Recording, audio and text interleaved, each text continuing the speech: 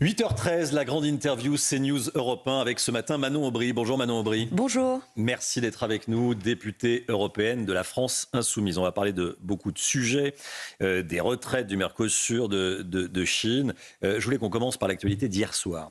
Le concert de l'orchestre philharmonique d'Israël a été perturbé par des militants anti-Israël, des militants pro-palestiniens. Est-ce que vous condamnez ? Le concert philharmonique d'Israël, vous l'avez dit vous-même, le porte-parole de la Philharmonie de Paris a dit très clairement que c'était des représentants, une forme d'ambassadeurs d'Israël et qui aujourd'hui, vous le savez comme moi, Israël qui commet un génocide dans la bande de Gaza. Israël ne commet pas de génocide dans la bande de Gaza, c'est votre interprétation. Non, il y a un mandat d'arrêt de la Cour pénale internationale qui a été lancé il y a 2 ans de cela contre Benjamin Netanyahou qui commet des crimes de guerre, des crimes contre l'humanité. Dès qu'il y a un artiste israélien qui viendra sur le sol français, la question vous le condamnerez ? C'est pas n'importe quel artiste, ce sont des artistes qui représentent l'État israélien. Et à partir du moment où cet État commet des crimes de guerre, commet des crimes contre l'humanité, affame tout un peuple de 2 millions d'habitants. Mais qu'est-ce que ces artistes israéliens ont à faire là-dedans ? Est-ce que ça vous a choqué quand la Russie a été exclue de l'Eurovision ? Oui ou non ? Tout le monde a trouvé ça normal. Et bien de la même manière, la Russie commet des crimes de guerre et des crimes contre l'humanité. La Russie, excusez-moi, c'est un pays agresseur qui a agressé un pays. Israël a été attaqué le 7 octobre 2023, ça n'a rien à voir, vous le savez très bien. Vous ne pensez pas que le gouvernement israélien, vous êtes meilleur en droit international que la Cour pénale internationale qui a lancé un mandat d'arrêt, qui a un gouvernement qui a tué plus de 60 000 civils, qui prive d'aide humanitaire, encore à l'heure où on se parle, à l'heure où je vous parle. Le cessez-le-feu n'est pas respecté dans la bande de Gaza. Vous ne condamnez pas ce qui s'est passé hier soir à la Philharmonie de Paris ? Non, je ne le condamne pas. Et je vous dis aujourd'hui, le meilleur moyen que ce type d'incident ne se reproduise pas, c'est que le gouvernement israélien arrête de massacrer tout un peuple. Actuellement. Donc en fait, il y a toujours un prétexte pour attaquer des artistes israéliens. Vous savez combien de Palestiniens sont morts depuis le cessez-le-feu, Romain Desarbes ? Plus de 150. Vous trouvez ça normal que selon les chiffres de qui ? Du Hamas ? Mais vous en avez d'autres, Romain Desarbes ? Donc ce sont les chiffres du Hamas. Vous contestez aujourd'hui le fait que des dizaines de milliers de Palestiniens soient morts dans la bande de Gaza, des civils. Vous contestez aujourd'hui le fait que 90% des infrastructures soient détruites dans la bande de Gaza. Vous contestez les Nations Unies qui mettent en exergue que 2 millions de personnes aujourd'hui sont privées d'eau, d'aide humanitaire, de nourriture. Vous contestez cela ? Vous contestez les Nations Unies ? Pas moi. Et moi, je serai toujours du côté de l'humanité la plus élémentaire qui doit nous commander.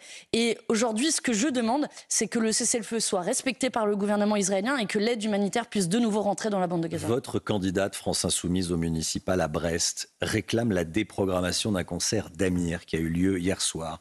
Enrico Macias, harcelé à chacun de ses concerts, que des artistes juifs. Ça ne vous heurte pas ? Vous dites pas qu'il y a un petit fumet moi, je n'ai désagréable, dégoûtant, identique à celui des années 30 qui est en train de se répandre en France. Celui qui fait l'amalgame entre le gouvernement de Benjamin Netanyahou et les Juifs, c'est Benjamin Netanyahou lui-même.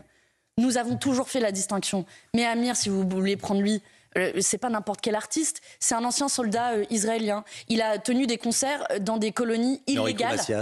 Mais Enrico Macias a défendu Benjamin Netanyahou. Et oui, tous ceux qui font l'apologie des crimes de guerre, l'apologie des crimes contre l'humanité, oui, nous élèverons la voix et je pense que tous ceux qui sont du côté du droit international devraient faire de même. Raphaël Enthoven a été relaxé par la justice. LFI l'avait attaqué parce qu'il avait dit « La France insoumise est un mouvement détestable, violent, complotiste, passionnément antisémite ». Le 1er mai 2024, dans un message publié sur X, il réagissait à l'exfiltration d'un cortège, dans un cortège à Saint-Étienne, de Raphaël Glucksmann, sous des jets de peinture et de canettes. Il avait également écrit, en parlant de vous, de LFI, ils sont tellement cons, pardonnez-moi l'expression, mais c'est ce qu'il avait écrit, et on n'en peut plus de ce club de déficients.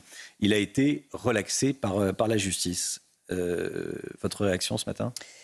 Je pense qu'il faut lire la motivation du tribunal qui reconnaît les propos injurieux qui ont été ceux de Raphaël Enthoven et qui, au nom de la notoriété de Raphaël Enthoven, le relaxe pour injure publique. Mais ça veut dire quoi? Ça veut dire que le tribunal que c'est un débat. reconnaît... Ça suscite le débat, voilà. Je veux dire, moi j'ai même plus de followers, je pense, que Raphaël Enthoven sur les réseaux sociaux. Est-ce que ça me donne le droit de vous traiter de con ou de déficient?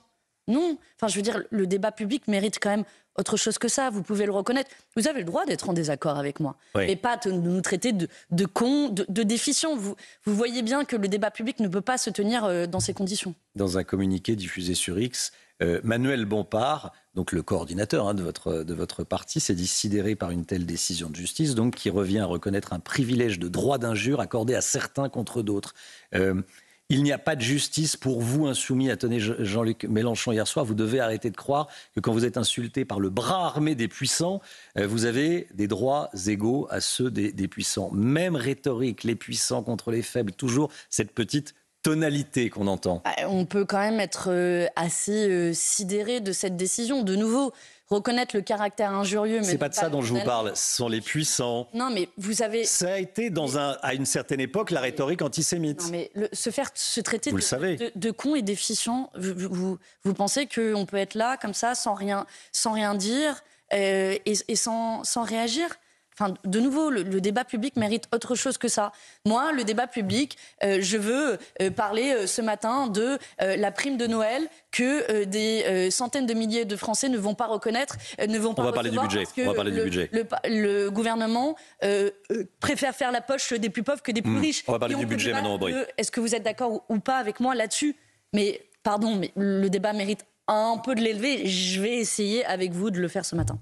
Manon Aubry, députée européenne de la France Insoumise, invitée de la grande interview CNews Europe 1. La photo des fillettes voilées à la tribune de l'Assemblée nationale, vous qui êtes féministe, qui défendez, qui vous battez contre le patriarcat, j'imagine que vous êtes extrêmement choquée, des fillettes voilées. D'abord, moi je voudrais avoir une pensée pour ces fillettes ce matin, parce qu'elles ont été jetées à la vindicte populaire, elles n'ont rien demandé. Et elles sont retrouvées en photo au milieu du débat public, sur les bancs de télé. Et pour nourrir quoi? Une nouvelle obsession islamophobe. On ne va pas se raconter d'histoire. D'où elle vient cette polémique? C'est un député du Rassemblement national qui a pris la photo, qui l'a communiquée à un média d'extrême droite. Manon Aubry, on ne va pas se raconter d'histoire. Vous soutenez le voilement, le port de voile? Ah bah si, c'est la mienne.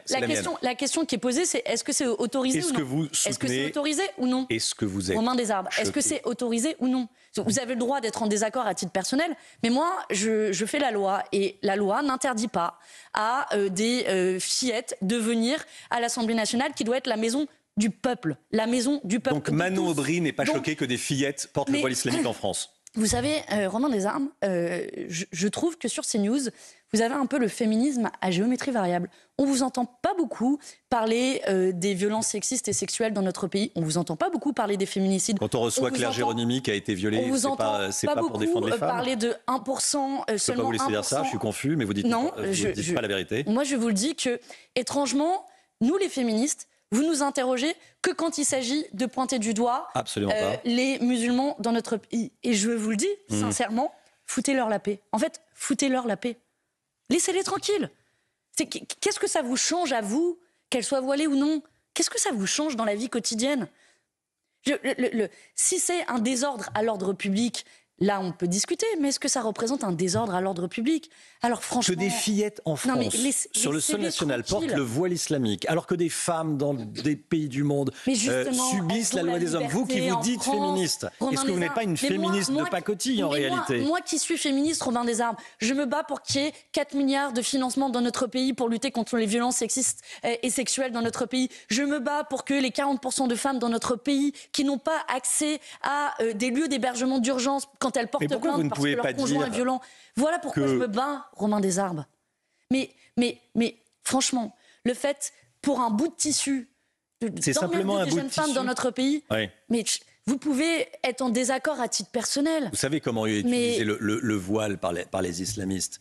C'est un drapeau. Donc là, vous êtes en train de traiter toutes les femmes qui portent le voile dans notre pays d'islamistes? Pas toutes les femmes. C'est extrêmement grave. Pas du tout. C'est extrêmement grave.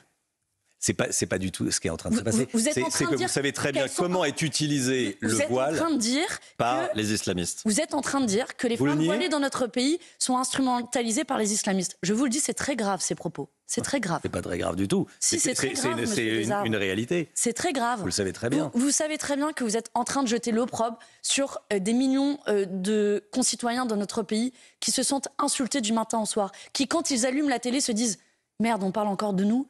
Et si on parlait, Romain Desarmes, plutôt de la difficulté des Françaises et des Français à terminer leur fin de mois? Et si on parlait de l'accord de libre-écge avec le Mercosur qu'Emmanuel Macron est en train de passer? Ce qu'on va faire, vous le savez très bien, puisque je vous ai dit qu'on allait en parler. Et si on parlait de la difficulté à vivre dans notre pays, de la réforme des retraites qui va pousser les gens à travailler à 64 ans? Pourquoi il faut que tous les matins, à heure de grande écoute, on parle des musulmans de notre pays? Mais laissez-les tranquilles. Je veux dire, moi je m'en fous. Qui vous parle des musulmans? C'est pas les musulmans. Cette image, c'est pas les musulmans. C'est pas du tout ça. Vous savez très bien que c'est pas ça. Vous tentez de pointer du doigt des jeunes femmes et vous le qui savez portent très bien. le voile. Et vous savez que derrière, c'est une rhétorique islamophobe. Et moi, je ne la supporte pas. Que vous soyez musulman ou non, que vous soyez chrétien ou non, que vous soyez juif ou non, dans notre pays, on a la liberté de croire ou de ne pas croire. On a la liberté dans l'espace public. Le voile est un instrument de soumission des femmes, et vous le savez bien. C'est quoi l'étape d'après, Romain Et là, Desarmes? c'est appliqué à une fillette, à des enfants mineurs. Et c'est quoi l'étape d'après? Vous allez interdire le voile dans l'espace public? C'est ça l'étape d'après, comme le propose Jordan Bardella? Et puis quoi encore? Manon Aubry, la police du vêtement. Moi, je me refuse à faire la police du vêtement de notre pays. Invité de la grande interview CNews Europe 1 qui n'est pas choqué par les fillettes voilées. On va changer de sujet. Suspension de la réforme des retraites, financée par une hausse de la CSG qui va passer de 9,2 à 10,6%, donc payée par les Français. Ça va coûter cher, cette suspension de la réforme des retraites? Tout le monde ne paye pas cette partie de CSG qui a été augmentée. Mais ceci étant dit, moi, je vais vous dire très franchement, si vous voulez aller chercher de l'argent dans les caisses de la sécurité sociale, pour les caisses de la sécurité sociale, vous pouvez aller chercher du côté des très grandes entreprises qui font de très gros super profits. Et puis, vous pouvez aller chercher du côté des super riches dans notre pays. On a beaucoup parlé de Nicolas qui paye ces derniers mois. Mais on a Nicolas, là on va faire payer Nicolas avec une taxe sur les vapoteuses, une taxe sur les auto-entrepreneurs. Vous voyez, plein de petites taxes qui vont faire la poche des Françaises et des Français, plutôt que de faire le coffre-fort des plus riches. Donc c'est Nicolas qui paye, et puis d'un l'autre côté, on a Bernard Arnault qui sabre le champagne. On a un budget qui est extrêmement injuste, qui est insupportable, qui multiplie les façons de faire la poche des Françaises et des Français. Je vous le disais, jusqu'à la prime de Noël, dire les petits plaisirs à Noël, pouvoir faire des cadeaux à son entourage, souffler un petit peu. Même ça, les macronistes ne nous le laissent pas. Jusqu'au dernier centime, ils vont aller chercher dans la poche des plus pauvres, pendant que les plus riches, eux, n'auront aucune contribution supplémentaire. C'est retiré aux familles sans enfants, la prime de Noël, voilà. Mais les familles qui n'ont pas d'enfants ne font pas de cadeaux à leurs neveux, à leurs nièces, à leur famille. Et on parle de ceux qui sont RSA. Je veux dire, comment on vit dans notre pays avec quelques centaines d'euros? Comment on vit? Vous voyez la manière dont ce gouvernement est en train de s'en prendre systématiquement aux plus pauvres pour protéger les plus riches, c'est insupportable. Et dans le même temps, il va demander à ceux qui se lèvent ce matin, qui se cassent le dos au travail, de travailler toujours plus dans la vie jusqu'à 64 ans, parce que, quoi qu'en disent les socialistes, on n'a pas une véritable suspension de la réforme des retraites. On n'a rien d'ailleurs que les socialistes n'ont demandé, se sont complètement aplatis à plat ventre devant les macronistes. Il n'y a qu'une issue. Il faut que Macron... Je voyais le bandeau ce matin que vous aviez sur CNews. Les Français n'en peuvent plus du tout des macronistes, d'Emmanuel Macron. Ouais, les Français, ils n'en peuvent plus du tout d'Emmanuel Macron. Ce qui ne veut pas dire qu'ils vont voter France Insoumise. Mais c'est pour ça qu'il faut avoir des élections. Vous n'emballez pas non plus. Non, mais c'est pour ça qu'il faut avoir des élections et les Français trancheront. Moi, je suis une démocrate, je me soumets au vote. C'est pour ça que je pense qu'il faut qu'Emmanuel Macron s'en aille, qu'il y ait une nouvelle élection présidentielle. Sinon, on ne va pas s'en sortir. Manon Aubry, invitée de la grande interview CNews Europe 1. Chine nous inonde de produits à bas prix de très mauvaise qualité. Est-ce qu'il faut fermer Chine ? En tout cas, il faut que Chine respecte le droit français. Et le moins qu'on puisse dire, c'est qu'ils ne le respectent pas. Ils sont sans foi ni loi, des poupées pédopornographiques, ils peuvent vendre des armes, c'est absolument intolérable. Ils vendent des produits qui ne respectent pas le droit européen. Et moi, j'en ai marre de cette mondialisation sans foi ni loi. Et vous savez, la semaine prochaine, au Parlement européen, ils sont en train de remettre en question un texte fondamental qui s'appelle le devoir de vigilance des multinationales, c'est-à-dire la responsabilité des multinationales dans leur chaîne d'approvisionnement. C'est précisément contre des entreprises comme Chine. Des gens payés 500 € par mois au bout du monde. Et qui tuent l'emploi français. À propos de la Chine, tiens, vous défendez la Chine ou la France? J'ai l'air d'avoir défendu la Chine, là, non, parce que je viens de dire. Sophia Chikirou, qui est très proche de Jean-Luc Mélenchon, avait dit que la Chine n'était pas une dictature. Vous savez comme moi que c'est des propos qui ont été trompés. Vous les... Non, pas du tout, je les avais pas du tout trompés. Au contraire, le journaliste revenait à la charge et mais alors c'est pas du tout tronqué. C'est un régime autoritaire. Voilà, je veux dire, moi je fais pas d'affaires avec, une dictature. Avec la Chine, oui, c'est même une dictature du prolétariat, c'est dans leur constitution, j'ai aucun souci à le dire.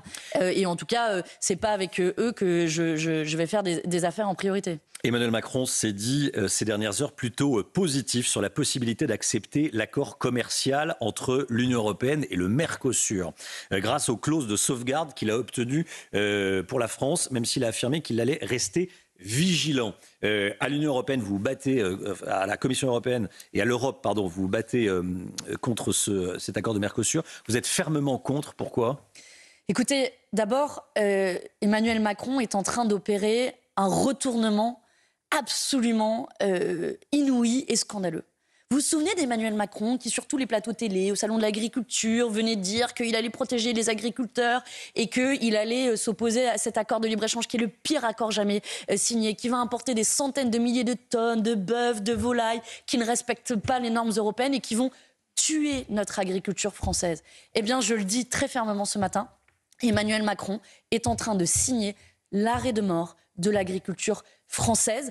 Et donc, c'est une des raisons pour lesquelles, puisqu'on ne peut pas compter sur la France, puisqu'on ne peut pas compter sur Emmanuel Macron, on ne peut compter que sur nous-mêmes, au Parlement européen, j'ai initié un recours devant la Cour de justice de l'Union européenne. Il sera voté au Parlement européen dans les semaines qui viennent. Ce sera un moment de vérité, parce que s'il est voté, il sera suspensif. Ça suspendra l'examen de cet accord, je l'espère pour plusieurs années, le temps de continuer à mener le combat. Et vous pouvez me croire, les Insoumis vont tout faire pour faire dérailler cet accord qui va massacrer notre santé, notre agriculture et le climat. Et on ne va rien lâcher puisqu'Emmanuel Macron, lui, trahit l'agriculture française. Manon Aubry était l'invité de la grande interview CNews Europe 1. Merci à vous, Manon Aubry. Bonne journée à vous, à bientôt.